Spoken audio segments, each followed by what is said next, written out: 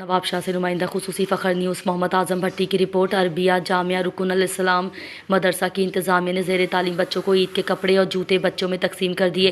مدرسہ کے سرپرست اعلیٰ مولوی قائم الدین چانڈیو نے مدرسہ میں زیر تعلیم مختلف شہروں سے تعلق رکھنے والے مستحق طلباء میں پیشگی عید کے تحائف تقسیم کیے۔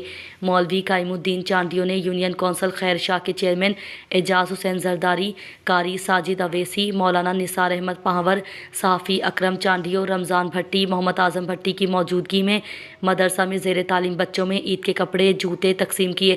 اس موقع پر مولوی قائم الدین چانڈیو نے کہا، ماہ مقدس رمضان المبارک کا بابرکت مہینہ ہم مسلمانوں کے لیے اللہ رب العزت کا بہت بڑا انعام ہے۔ ہمیں چاہیے کہ ہم گناہوں سے کنارہ کشی اختیار کر کے اللہ اور اس کے رسول صلی اللہ علیہ وسلم کی خوشنودی کے لیے نماز تراویح کا اہتمام اور قرآن کریم کی تلاوت کریں۔ ہم اپنی عبادات میں مظلوم فلسطینیوں کشمیریوں کو خصوصی یاد کریں۔ رمضان المبارک میں مساکین اور فقراء کی امداد کریں اور اپنے دسترخوانوں کو وسیع کر کے اللہ کی برکتوں اور نعمتوں سے فیض یاب ہوں۔